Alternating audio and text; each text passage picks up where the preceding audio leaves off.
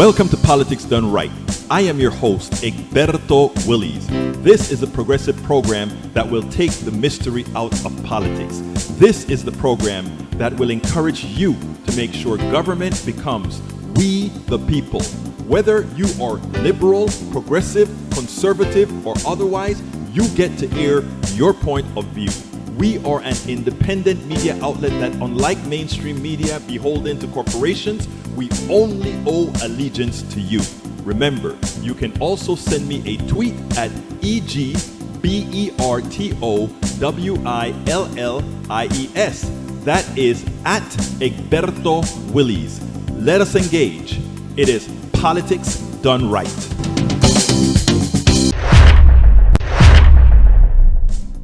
Well, folks, welcome to one more edition of Politics Done Right. I'm Egberto Willies, your host. Thank you so kindly for being a part of the show. We are going to have a great show for you today. We're going to get into it right away because we have a fairly long interview that I want you to see before we go into the other topics today. So bear with us. We are about to start that great interview. Bear with me 1 second. Let's get the other things fired up, and then we will be ready to go. Welcome aboard, Paul Fleming. Welcome aboard, Bruce Pollard, Mitch Rules, Hope Bleeker. Welcome aboard, Paul Fleming, Bridge MCP, AVQ. Love you all. Glad that you are here. We are going to get started. What is the show about today? Let's get busy with telling you about the show. Title of the show today, Dr. Cynthia Miller-Idriss discusses hate in the Homeland. State of Election 2020. Dr. Cynthia Miller-Idriss discusses hate in America and its implication. What's the state of the transition to a new president? Without further ado, let me go ahead and let me first check the emails to see. Pamela Mattox, welcome aboard. Let's get to Dr. Idriss, and then we'll take it on the other side. Welcome to one more edition of Politics Done Right. I'm Egberto Willies, your host. We're here with Dr. Cynthia Miller-Idriss. Dr. Idriss is professor of sociology and education at the American University in Washington, D.C., where she directs the Polarization and Extremism Research and Innovation Lab called PERIL, great initials, in the Center of University Excellence. She is previous author of The Extreme Gone Mainstream Commercialization and Far-Right Youth Culture in Germany, and Blood and Culture, Youth Right-Wing Extremism and Belonging in Contemporary Germany. Well, have we brought Germany to America? Dr. Miller-Idriss, welcome to Politics Done Right. Thank you. Thanks for having me. Absolutely. First of all, you just wrote a new book, Hate in the Homeland, the Global Far Right. It's a silly question, given our times. Why did you write the book? It's not a silly question. It's a great question. I mean, and it's a great question, not just because of what's going on at the moment, but it evolved out of, having finished that previous book that you just mentioned called The Extreme Gone Mainstream, which was really about what was happening in Germany and Europe and was based on almost 10 years of research, including ethnography on the ground and a long project working with photographers, so an image database of how commercialization had, how clothing had changed, style had changed, looking at protests across the country. And I wrote that, and as I turned it in, 2 months later, Charlottesville happened. And so, here I was based in the US, and then you have this mainstreaming and normalization show up here, followed by several episodes of extreme violence globally and in the US that introduced me to a lot of conversations in the US that I had not been a part of previously, because I think people thought, even I myself thought, I was primarily a scholar of sort of fringe subcultures in another country rather than an expert on what was happening in the US. And I think that seeing how the European changes in the European youth extremist scene had arrived in the US and what was happening here to kind of modernize the far-right movement and white supremacist extremism, meant that I suddenly had an audience of people here who wanted to know about these kinds of things. So I was asked to, testify before Congress and brief, I'm suddenly in meetings with policymakers that I'd never been a part of before. And so I thought there was a lot happening in those conversations that was missing some of what might be more effective at addressing interventions in addressing far-right extremism even before it began, sort of at the very early intervention stage. And so I wrote the book both to explain to a broader American public what I thought was happening, and also to try to change the agenda or set a new agenda for how we might intervene at earlier stages and understand where the mainstreaming is happening. Now, look, for some time in this country, we have known that the far right, the terrorism in this country, more so than Islamic or otherwise, was coming from that fringe. We knew it. It's not a new thing. We knew it before 2016. We knew it before 2012. The FBI was all on it. They've had their infiltrators in these organizations. Why is it that it took the actual, well, I don't even want to say the actual issue of violence, because they have already brought down a building in Oklahoma. Why is it that we took so long to see this as a real problem in America? Yeah, I think there's a lot of reasons why, one of which is just, you know, how hard it is for Americans to recognize extremist ideas if they don't come in a package that fits the idea that they have in their head of what a white supremacist extremist is. That is a very important statement, and I'd like you to articulate it in words, because a lot of times people jump around the subject as to why. So please tell me why in your eyes. So I think most Americans think, you know, if you have white supremacist ideas, you must have a swastika tattoo on your head, or, you know, you're with out in the backwoods militia, and that this. So when they saw these guys walking across a college campus and, you know, mainstream University of Virginia campus with khakis and polo shirts, it was a aesthetic shock, right? I mean, that's the kind of, like, people have a hard time recognizing the ideas, white people in particular have a hard time recognizing ideas as extreme if they don't come in a package that, you know, if they come in a package that's more like the kid next door than the neo-Nazi of their imaginations. And so I think, you know, that's part of it, is that there was this mainstreaming and normalization going on. And so you're seeing it seep into the mainstream at the same time as we also had rising numbers of hate groups. You know, that explosion started after Obama was elected. So you really see this dating back to reaction to the first African-American president getting elected, and then the normalization and mainstream coming later. So I think it's from the fringe into the mainstream, then the normalization and mainstreaming happens. We see it in Charlottesville, and then we start seeing, you know, real upticks in violence that finally drew the attention of people like Congress and Department of Homeland Security to finally issue a report just this year that finally says the most lethal threat facing the nation is from white supremacist extremists. So even if people knew it, you know, and then of course 9/11, right, is looming large in people's heads, and, you know, the entire infrastructure that was built around it, including the Department of Homeland Security itself, right, which was created in reaction to 9/11. So you have this entire infrastructure that's built and is telling stories to American people about the ways to keep them safe as being about foreign terrorists, you know, Islamist terrorists, like overseas in some place, who are going to infiltrate and infect, you know, homegrown extremism, all the while homegrown extremists that are bubbling up, you know, from within this country are basically being not totally ignored, because I think you're right. The FBI has been doing, you know, all along has been infiltrating these groups in ways that is, you know, often not acknowledged, and that we rely on when you look at the number of foiled plots every single year.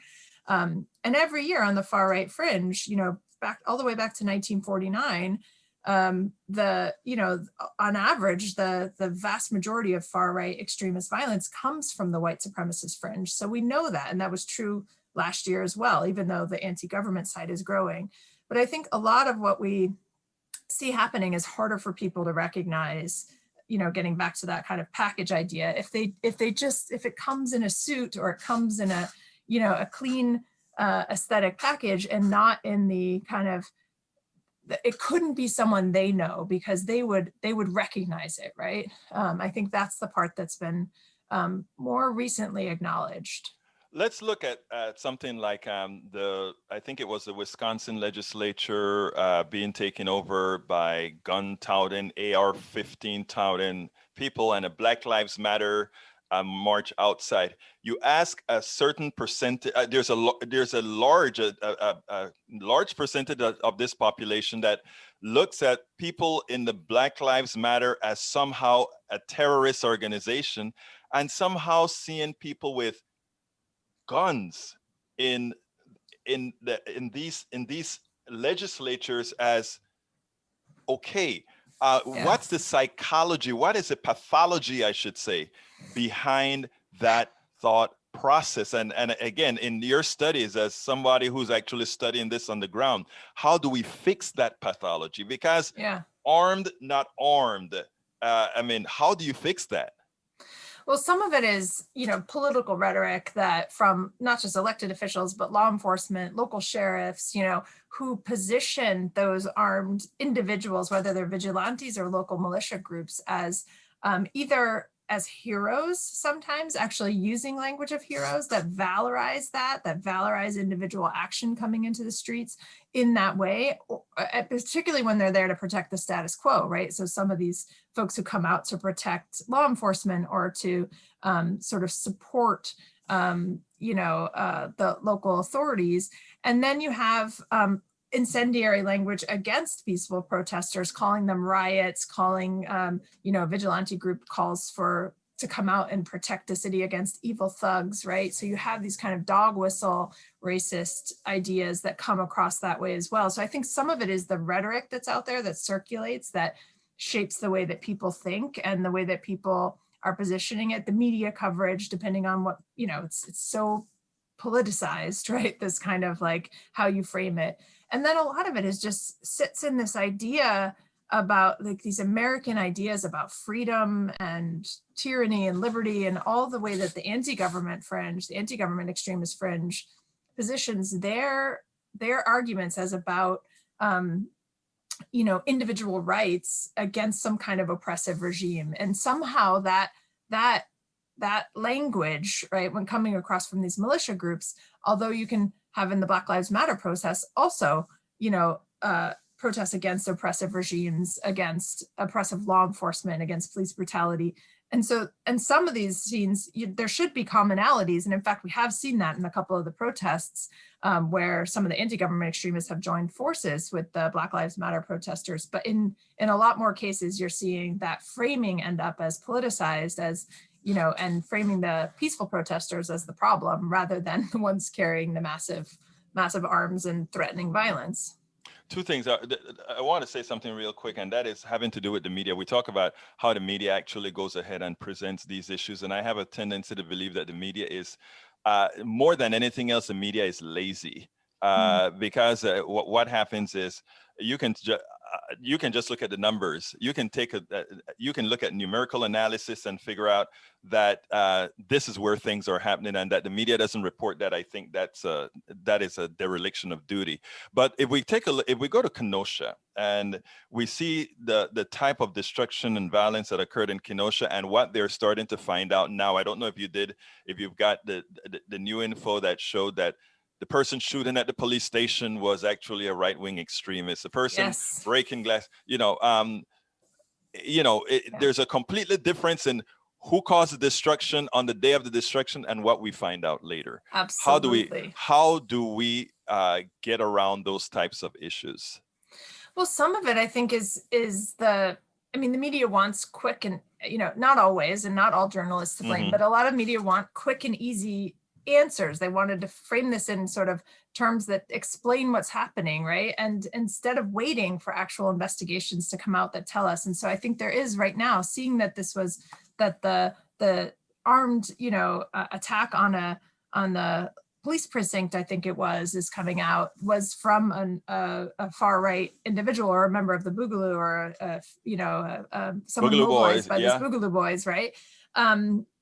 When it was blamed on the protesters, I think is a really good example of how this happens and how these blind spots in the media's coverage and the public's awareness about it have to be constantly kind of called out and by folks like you right here pointing out that, but also in kind of other conversations and media coverage of it to remind people.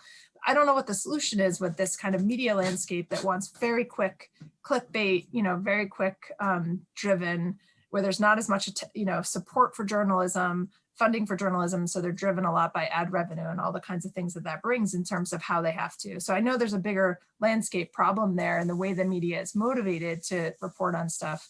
But I agree with you. I think it's very problematic to have the quick, definitive things before the investigations come out. Now, what can you tell us about? We brought up the Boogaloo Boys. That's an interesting name. What can you tell us about them and their position in the far right movement? The Boogaloo is a really interesting case because it is, I don't call it a movement either. It's really like an organizing or a mobilizing idea. And so it's something that has both, so it's a slang term, just for listeners who might not be aware, that it's a slang term that originated with a teenage prank or joke online that was a term that came to mean the second of anything, basically. And it eventually came to mean the second Civil War. And so it shows how stuff can migrate from online youth culture into offline violence. And it became embraced by these guys who use the term Boogaloo to refer to Second Civil War or a coming revolution, the idea of an overthrow of government, of a backlash against government tyranny. And it's both been organized into kind of groups and clusters of men who participate in Boogaloo type groups and actions, but also layered onto other groups. So you'll see these militia members in Michigan, for example, in that plot to kidnap the governor. Not all of them, but a couple of them were sort of affiliated with Boogaloo. And so it becomes like a hashtag that gets layered on to literally a hashtag. Like, so they're like a member of whatever militia, hashtag Boogaloo also. So it's a way of adding a call to civil war or revolution onto existing and threatening police at the same time. Now, if you noticed when President Obama came into power, the militia movement exploded. A lot of the white nationalists, they felt that, the country is getting away from them. I don't know why, but I mean, that's what they thought. And it came to pass. Now we have Donald Trump, who seems to be their Führer. My question now is, which one caused a bigger build on these guys, Obama or Trump? Because both have an influence on it. Well, I think there's a couple things. I think what we saw is the explosion of hate groups launching, really accelerating after Obama's elected. So it got to record levels.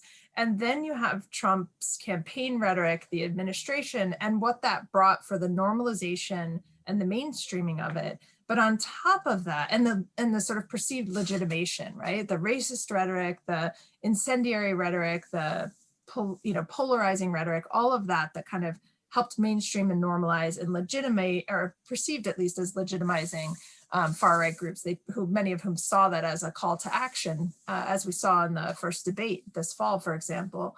But it's also really important to note that globally, far-right terror, right-wing terror is up 320% over the last 5 years. So this is not just an American problem. And these guys are, for the most part, especially on the white supremacist fringe, extremely connected across borders, participating in an online ecosystem that is communicating, that live streams attacks, that shares, bomb-making materials, that performs for each other. And you see that, and I use the word perform intentionally because you see, like in the last 2 far-right extremist attacks in Germany, they either wrote their manifestos or live streamed in English, even though their native language is German.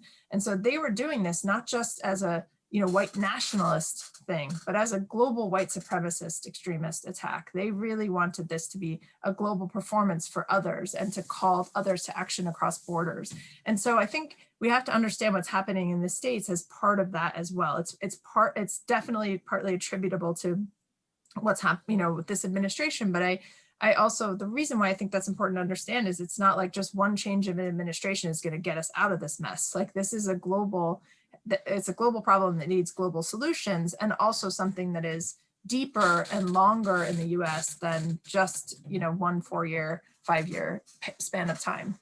Now, one scary thing to me is that The social cancer of racism, we all thought would be mitigated by the deaths of all the old people, all those old thoughts going away. You know, I mean, I remember one time my nephew, he looked at me and he said, "I'm going to tell you something, Tio. When you guys are all dead, things are then going to be okay." All right, that's what, and he didn't mean it on a personal nature. He meant Yeah. it that when all that old cancer is extricated, it'll be all gone. Yeah. Unfortunately, what I'm seeing with these types of movement is young white men are so susceptible to it. And I want to throw the question in a different way, because is it that the ascension, not the pulling down of anybody, but the ascension of others is a good tool to use to make them believe there's a birthright they're losing that they never had? Yeah, you raise a lot of really great points in this. And so one I want to raise is that the issue of generational change. And so, I think, and you also, in the very first phrase that you used, you said social cancer. And so I think, this is a really important phrase. And it's one of the things I've been saying even since before the pandemic. So it's a little bit, hard to use this metaphor now, but I think for a long time, we as a society, meaning we in the US, but also globally, had thought of white supremacist extremists as like a tumor or a few bad cells, whether they age out of, society or can be isolated, surveilled, monitored, imprisoned, cut out from society, as long as we kept them away from everybody else, right? It's like the isolated fringe. And I think that we have to think of it instead as more like a contagious virus, which is, Yes. doesn't just die out. It Yes. resurges and it comes back and it spreads online. And so it's not just a cancer that can be bounded, with getting the bad cells out. It's something that does spread, and it can spread in a new generation. And we're seeing that it spreads in this new generation online in really unusual ways and in different kinds of spaces than we'd seen before, which is what I talk about in this book. That you see it in the mixed martial arts, you see it in online cooking channels and YouTube shows, you see it in lifestyle. Help me out here, because scenes. you just Yeah. scared me a bit. When you when you just said you see it in martial arts and you see it in online cooking, you mean there are signs that they put even in those shows that you're... Yeah, I mean, there are actual shows that are set up, not only like there's a German neo-Nazi vegan cooking show, right? They are using that platform to both like share recipes with people and share ideology that's racist, Wow. white supremacist, anti-immigrant. And you see that on Instagram with, white supremacists, like very beautiful images that are always like aesthetically pleasing. I mean, that are like a blonde woman with a braid in a field of wheat, like, Right. and, like, or with a deer in the woods or something, but that then have these messages actually explicitly written on them that, or defend your people or don't mix, right? Like, so these things that say like, basically like protect whiteness. And so I think we're seeing that contagious spread, that online contagion spread in different places and spaces, which is what I try to point out in this book as like understanding how it gets mainstreamed. I had a friend tell me recently that they were trying to do a home improvement project during the pandemic and looked up drywall like videos, and ended up on this guide who does drywall. It's like a sequence of 10 videos. And so starts watching them, and by like video 2 or 3 realized the guy's starting to introduce white supremacist extremist ideas, but he's in the middle of the project. He needs to watch to the end. So he gets all the way to the end, and by the 10th video or whatever, it's full on white supremacist, extremist ideology. So you get something like that, you have a captive audience of people who are encountering it coincidentally because they're looking, for a DIY project or whatever, how to unplug a drain. I mean, whatever you could be looking up on YouTube, it's a space where suddenly they can reach in their ideas out. And so by finding places that young people already spend time, right, and then getting recruiters or just racists sharing their own ideology that way, right? It doesn't even have to be deliberate recruitment. It opens up a different way to spread that contagion. Do you think that, I mean, how is, to me, that almost seemed like it is pretty well financed and pretty well organized. Have you been able to find the head of this structure, or is it sort of is it a network based or hierarchically based, or what? Yeah, there are a lot of different groups doing this, I think. And so there are, groups themselves they raise money in all different ways. They sell merchandise, they crowdsource online for activities and actions. They take donations. Sometimes they use inheritances or like wealthy, money that they've raised or earned themselves.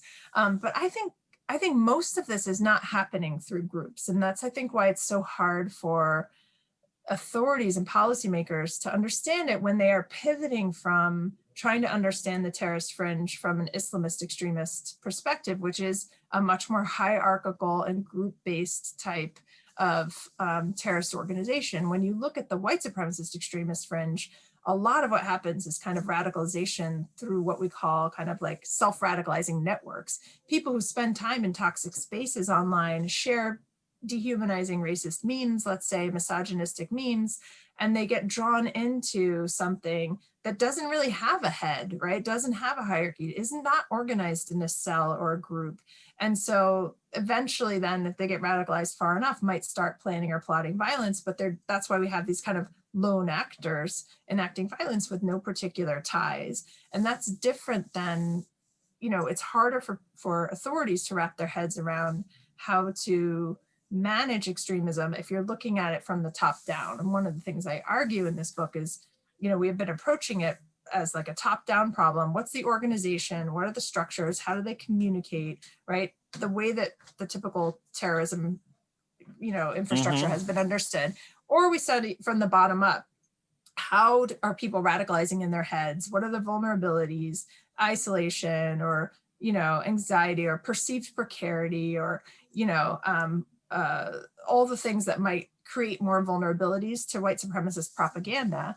But what I argue in the book is if you ask a different set of questions about where extremism happens by looking at these spaces and places where people encounter these ideas in the mainstream, even though they're fringe extremist ideas, then we can start to understand a sort of different way of maybe attacking it or approaching it by intervening in those places and spaces and working with experts in those like college counselors or mixed martial arts trainers or, folks who understand what's going on in those scenes to begin with. Now, in closing, I want to ask you to talk to me a little bit about COVID-19 and the influence on that and white supremacy. And the last question is, please tell me something you wish I'd asked you. And I simply didn't. So I just gave you a twofer. Good. So the first thing is on COVID. We've seen a couple of different things. One is that obviously there's a lot more mobilization on the anti-government extremist fringe. It's been really obvious. And I think a lot of the attention on the far right has been on the anti-government side, which has its intersections with white supremacist extremism, but is also separate and in other ways, because it's not always as explicit as it is in the white supremacist extremist fringe. And so we've seen mobilization on the anti-government side. We've seen increased circulation of propaganda, a lot of anti-Asian violence, a lot of anti-Semitic hate crimes and conspiracy theories, rising conspiracy theory participation in general on the far right fringe. And then also, more vulnerabilities, like I was talking about before, the extreme isolation, lack of sense of control, lack of belonging or meaningful purpose, perceived precarity, which I think is different than actual precarity, but this idea that, of economic uncertainty, all of those things create vulnerabilities to rhetoric that offers scapegoats, that offers a very black and white solution to things. And so we know that it's kind of a perfect storm of, increased propaganda meeting increased vulnerabilities, along with astronomical and unprecedented amounts of time online. So we just have, 100 million young people across, K to 12 and college students, plus those who are not in college, at home, online all the time, in ways that increase the chance of both child exploitation, but also, exposure to propaganda and misinformation. So all of that is, not great, and it can lead to more radicalization down the line. In terms of what I wish you'd asked that you didn't, is I feel like one thing that doesn't often come up in these conversations that is starting to come up more often is the intersection of far-right extremism with misogyny and the kind of male supremacist side of things. And I think for many years, a lot of those those voluntary incelibate attacks or male supremacist attacks on women had been seen as, just guys with sort of personality problems, couldn't get a date or couldn't have sex or whatever. And they were lashing out and killing women in a sorority or in a yoga studio or a van attack in Toronto, which have led to a lot of deaths. And I think recently there's finally a realization that the logic of male supremacy is not that different from the logic of other forms of supremacy, white supremacy, these hierarchies and the dehumanization and the attacks and the anger, and that there are also intersections. When you look at why it is that it's men engaging and men enacting in these violent ways, I hope that the coming years bring more attention to this intersection of misogyny. Why is it that the language used against that Michigan governor was so misogynistic, right? When you look at the criminal complaint, I think it's not coincidence, right? And so we see that the attack on a judge in New Jersey on her family, or the murder of Joe Cox in the UK by a right-wing extremist, that women are targets in different ways on these kinds of things, but also that there's these intersections between domestic violence, violence against women and gender-based violence, and white supremacist extremism in ways that I think haven't really been untangled enough. I think, and because you brought up that issue, I want 30 seconds more of your time because Yes. to ask you about my response to somebody today on a similar issue, and I want you to tell me if you think I got it right. A friend of mine wrote on Facebook, all the male Trump supporters I know like Trump because they get turned on by an abusive alpha male. He resembles what they desire. I would never date a MAGA for safety concerns. And my response was, women have the power to force that, but in my humble opinion, they acquiesce to the patriarchy in the church and politically. On my show, I point out that slavery and oppression no longer requires chains, and it is now inculcated in one's mind. Is that something that you can agree with, or?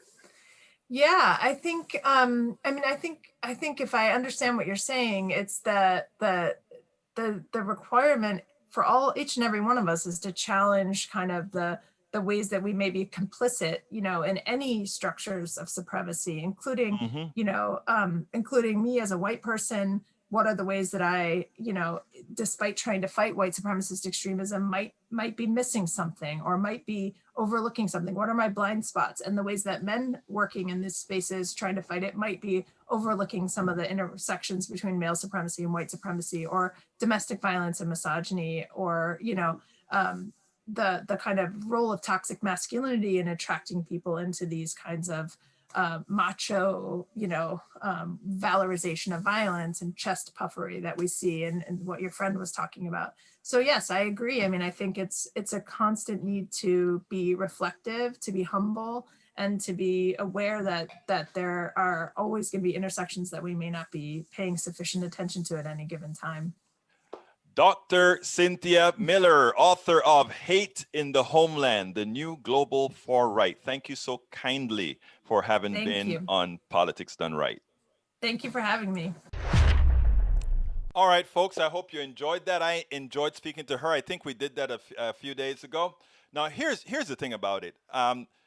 It behooves me that so many will still make the comment that racism doesn't exist, etc. So I'm going to answer Daniel Ledo about that in a minute. And folks, I am very I have my entire family it's the real American family. We have people of every ethnicity, and when we have our Christmas dinners, etc., it is quite obvious. Okay, so so we know what it's like, and even all the people within our domain have stories to tell you. Both the white ones, the black ones, the Indian ones, of every nationality that we have can tell you stories of what they've heard or things within our community. But beforehand, I don't want to forget this. So let's remember my book. It's worth it. And yes, Daniel, I believe that we are supposed to try to, for me to sustain the program, I do have to ask the people who watch the program, the people who share the program, to support the program. I am not ashamed of doing that because, again, this is all I do. And 16 hours a day. So anyhow, folks, please, It's Worth It is my new book, about 3 months old now. It's Worth It, How to Talk to Your Right-Wing Relatives, Friends, and Neighbors. You can get it at the link that I've just placed inside of the feed. That's the Amazon link for the feed. But I want to ask all of my YouTube family, that people that are watching YouTube, if you can, please click that join button and become a part of the posse. Bridge MCP always say, we are the posse. So yeah, please go ahead and join our posses. Click that join button and join the posse. I would be kindly indebted to you. Likewise, you can click that $sign to say, yeah, let's give Egberto and Politics Done Right a super chat. Alternatively, you can go ahead and by the way, on our YouTube channel, there's a whole lot of things that we have: our mask, our books, our cups, all that good stuff you can buy directly there on YouTube. Or you can go to our store. Any books that you purchase directly from our store, which is at this link here, politicsdoneright.com/store, politicsdoneright.com/store. I will sign the book and send you a bumper sticker inside of the book with the book if you purchase it directly from us. If you happen to have purchased the book from Amazon or whatever, and so, dang, I really want to have a bumper sticker, just drop me a line, info@politicsdoneright.com with your mailing address, and I'll put one in the mail for you. I'll put a bumper sticker in the mail for you. So I don't want anybody to feel like somehow left out or whatever. But again, if you are on YouTube, please click join. If you're not on YouTube, you can still join our YouTube posse by going to this link, which is politicsdoneright.com/YouTube. Again, that is politicsdoneright.com/YouTube. And that way you can join our posse on YouTube as well. Don't forget, we also want Patreons. Patrons are people that are more vested as well. You know, all of you are vested, but you know what I mean. You can go to politicsdoneright.com/Patreon. Patreon is spelled Patreon. Again, that is Patreon. politicsdoneright.com/Patreon. And there's always going to be PayPal. politicsdoneright.com/PayPal is the way you support us via PayPal. Let me go through some of the, I want to, before I go to the topic, the other topic, I think I want to talk to people because it makes more sense that I can cover the topic any other time because there's a lot of messages in here. So what I'm going to do is salute everybody in the room. And as I salute you, if there's something that I need to answer or talk about with what you've written, I'll talk about it. So, okay, we have Michael Rudnin. What do you think is going to happen with the Senate? Republicans have 52 more seats to be called. I think if we unite and forget our grievances until after Georgia, because our grievances won't matter unless we get those two Senate positions in Georgia. So what I tell all of my brothers and my sisters, let's love on each other. Let's help those folks in Georgia. Let's let those people in Georgia tell us how best to help them for their situation. Let's not run into Georgia and start doing things in the hope of helping them. Let's Stacey Abrams. Let's John Ossoff. Let's I forgot the other guy's name, the reverend that's running. Let them decide how best they know we can help them. And that way, that is what you call, an ally. That it's their job. We are an allies. Let's learn how to be allies and let them dictate the direction that they need to go in. Paul Fleming, welcome aboard from ATL. Bruce Pollard, Mitch will continue to rule the world.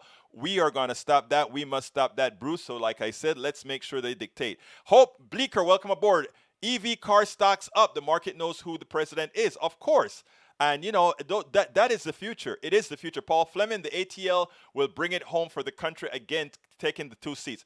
Paul, you are from Georgia. You please let our family right here know what we can do, our little show, what we can do as far as helping in Georgia to do our little part. It's you providing direction to us based on what you know from Georgia, sir. Bridge MCP, hello. AVQ, hello. Pamela Matax, hello. Lee Grant, hello. Hope Bleeker says, let's get it done Then let's ring bells of inauguration. Rock on. I love that. Hope.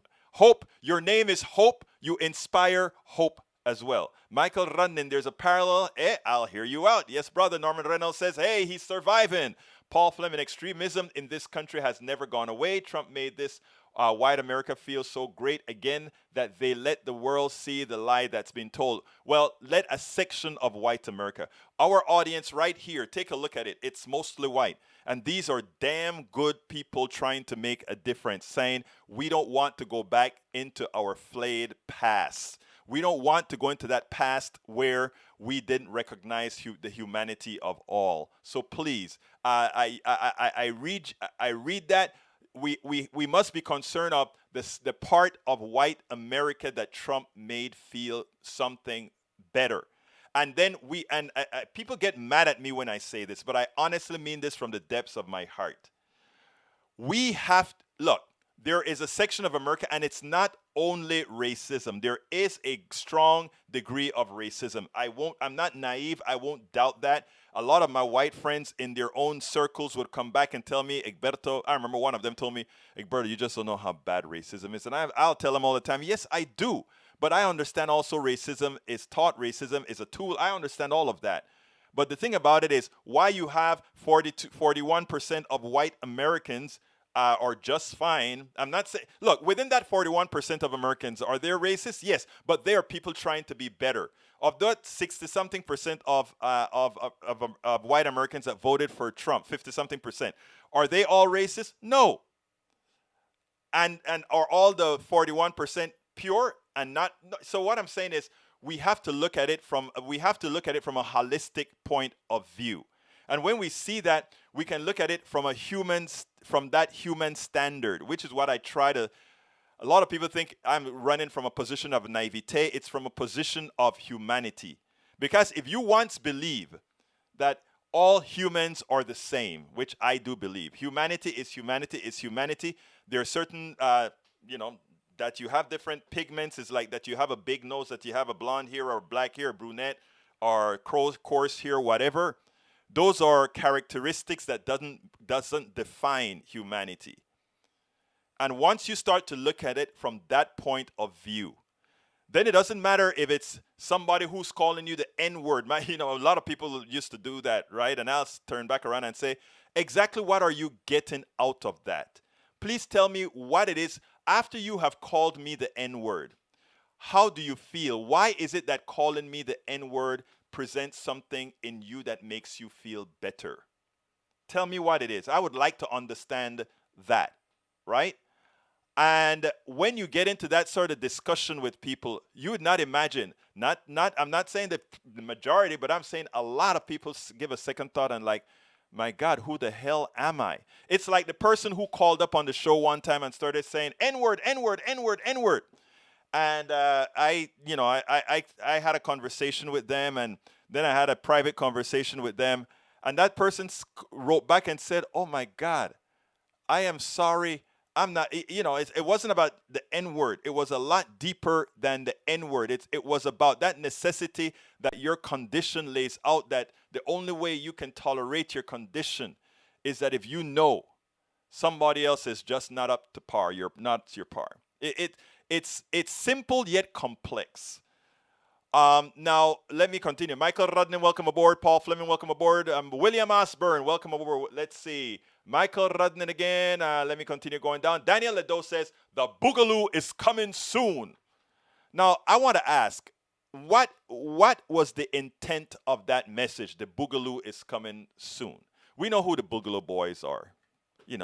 Racist, violent type of guys.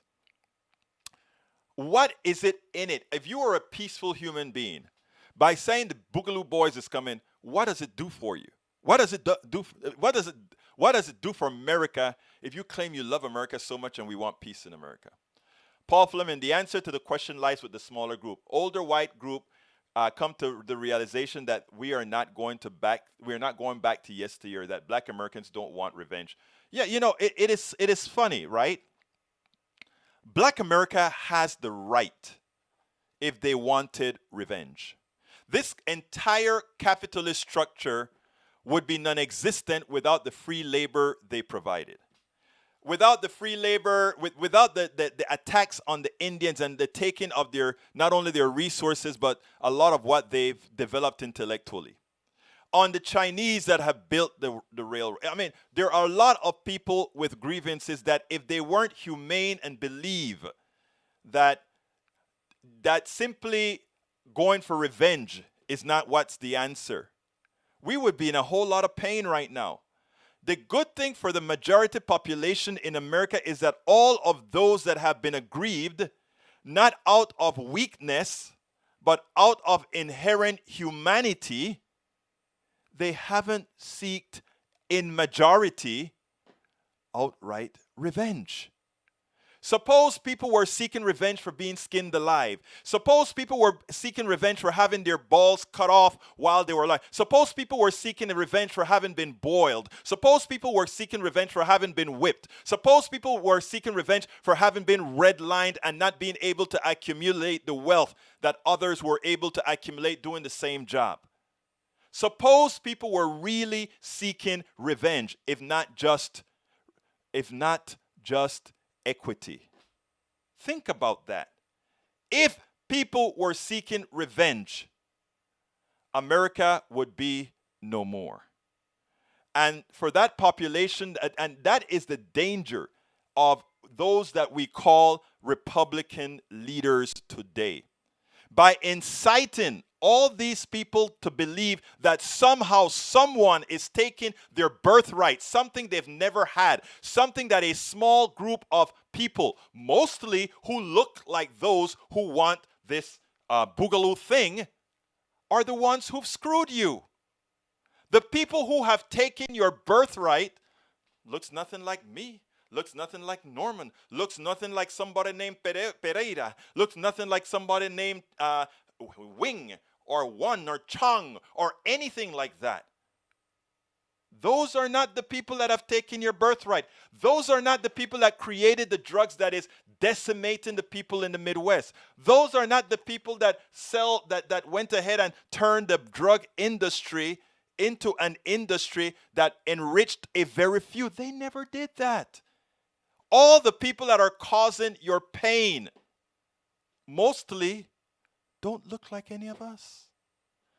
And the thing about it is, what I have always hated with messaging from, let's say, the Democrats, the new Democrats, because Daniel Ledo can always come back and say, remember, the KKK used to be Democrat. That's true.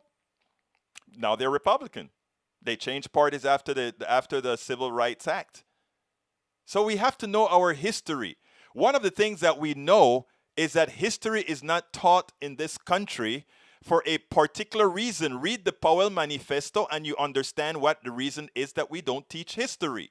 We don't, because if my brothers and sisters in Appalachia, my white brothers and sisters in Appalachia actually understood history, the coalitions that was forming, look at what redneck really stood for. I had this woman that I teamed up with back in Arizona, not Arizona. I think we were in Raleigh. We were in Delaware. We were in Delaware at a conference, and she taught me all I needed to know about rednecks, because redneck was a whole group of was a movement that coalesced around people working, all these races working together. It was a job movement, labor movement. And a lot of people don't understand all these things, right? Nobody wants you to know these things because they want you to believe somebody's taking your birthright. That's what it's all about. Mark Smith from London, welcome aboard. Michael Rudnin again. Daniel Ledo. Folks like Egberto and Cynthia don't even realize the boogaloo is coming because they insist in labeling millions racist. No, the boogaloo, whatever they do because they are, in fact, racist. And I'm not calling my brothers and sisters in Appalachia who have racist intents and tendencies racist for the sake of calling them racist. I won't do that. I know that they are misled. I know what's going on in this country. And if I fall into the trap and go about hating them like everybody wants to hate these people and all of that, that is exactly what the plutocracy wants. That is what they want. They want all of us to be in such disarray that they just look from above and run this whole thing because they don't have to fight anybody. We're all fighting each other. Lee Grant says we should outlaw all juxtapositions of bacon and right wing ideas. I'm not sure what that is. YouTube will recommend people far right. Facebook will recommend far right groups. Social media does have a real program. It does have a real program, but what it is mostly, it's not something that, let's say, they are doing purposefully. Well, to get away from Trump, they did try to give right wing information easier play because it was so bad it was not getting any play. And they ease up on their guidelines to let that go. There's a couple of articles that I read about it. Anyhow, welcome Tony Owen, welcome aboard. Christine Park, gonna go back and listen from the beginning. Thank you, Christine. Daniel Ledo says, Egberto sells merchandise. Does that make him a racist? It certainly makes him a capitalist, which he has taught us means he is evil. You sure haven't listened to enough of my programs to understand the differentiation between capitalism and free enterprise with a strong social safety net. If you haven't, just look strong social safety net in my programs and you can get enlightened, my brother. Paul Fleming says, first things first, white America started the labeling business. Black Americans didn't create the N-word, didn't call ourselves stupid, and definitely didn't call ourselves lazy. That's very true. Tank 28 says, is Clarence Thomas black, Egberto? Yes, he's black. So what? Okay, Bridge MCP, I think they are just ignorant to organize. I won't say okay, Bridge. Daniel Ledo says, no white person has said the N-word since 1969. Huh? What? You heard that? No. You got to be kidding, Daniel. When I came to America in 1979, I got my blessing in Brenham, Texas, walking down the streets. I spoke about it in my book. I would love to remember what the section in the book it was. My welcome into. I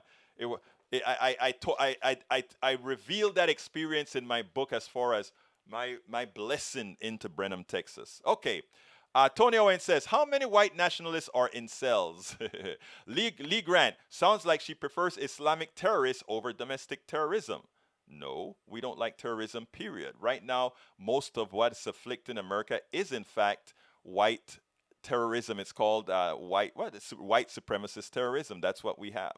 Leftism has its intersection with communism. I don't even think you could properly define communism. But what most of the people like, most people around the world in both free enterprise countries and otherwise is democratic socialism. The fact that we have allowed others to hijack the word makes it more difficult for us, which means we have to be more nimble in the way we explain these things. Maybe sometimes not even using the word. Anyhow, Nanette Bird Smith, it would seem if we lived the motto of walk a mile in my shoe, the separatism would start bleeding instead of repel. Yeah, it does work. Look. Let me tell you, you can drop me into the most white racist area, and I guarantee you, I will get out of there with a whole lot of good friends.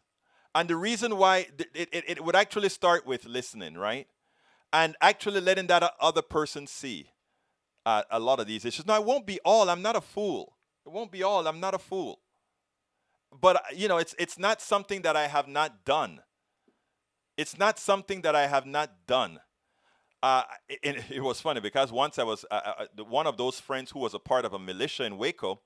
After he spoke to me, he wanted to take me to his group, and he wanted me to talk to the people in this militia in Waco. And I said, sure, I'd do it, no problem at all.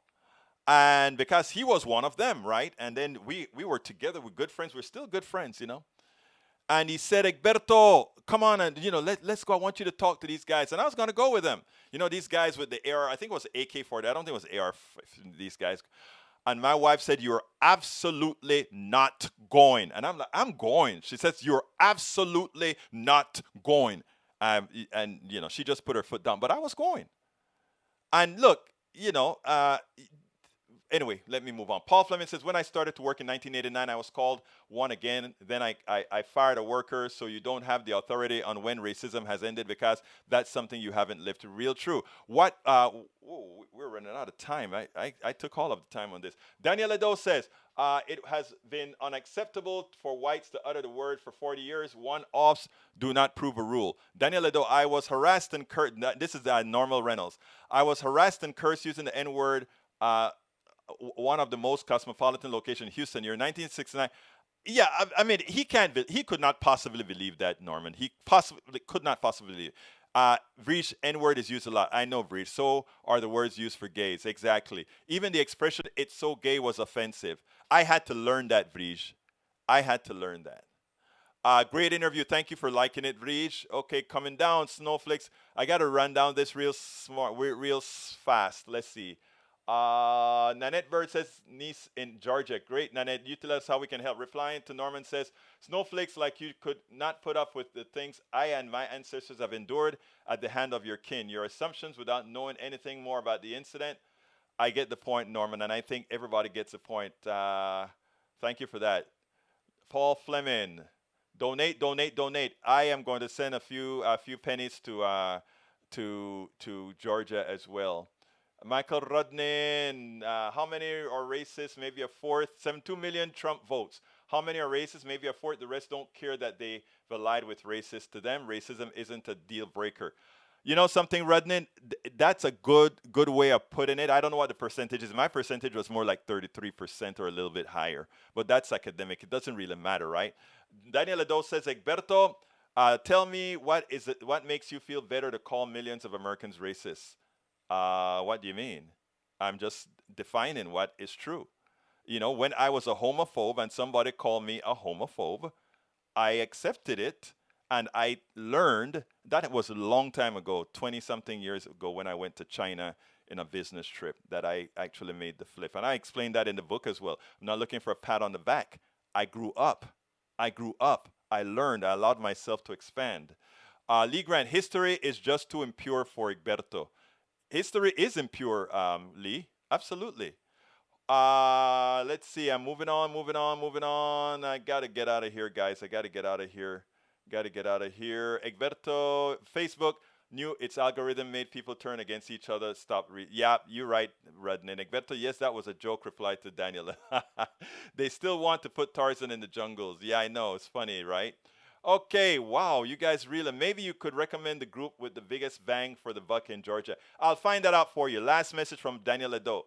I love how they only define something as offensive. It offends leftists. For your information, Egberto offends me mostly daily, but my offense is fake. It has to be because I don't say anything. I'd like you to tell me what specifically that I've said that offended you, and if I need to apologize, I would be the first to do it on air to tell folks I have wronged Daniel Ledo. I have done wrong to Daniel Ledo. Folks, please don't forget, if you're on YouTube, please click that join button, become a member. Please consider getting our new book. The book is called It's Worth It, How to Talk to Your Right-Wing Relatives, Friends, and Neighbors. And as well, please consider joining our YouTube by going to politicsdoneright.com/YouTube, politicsdoneright.com/YouTube. And of course, there is PayPal to support our program. We do need your support. We do need your support badly. politicsdoneright.com/PayPal. My name is Egberto Willies. This is Politics Done Right. I love you all. When I say that, I mean that. Even those that attack me constantly, because my expectation always is going to be eventually something here is going to leave a seed in the brain. Something here is going to leave a seed where you can see humanity over anything and everything else. I honestly believe that is the genetics, that is a migrated genetics of humanity. As we have societized, I think that is the genetics of humanity. My name is Egberto Willies. This is Politics Done Right. And you know how I end this baby. I am what? Out!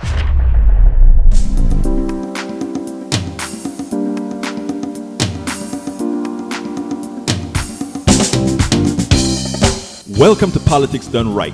I am your host, Egberto Willies. This is a progressive program that will take the mystery out of politics. This is the program that will encourage you to make sure government becomes we the people. Whether you are liberal, progressive, conservative, or otherwise, you get to air your point of view. We are an independent media outlet that, unlike mainstream media beholden to corporations, we only owe allegiance to you.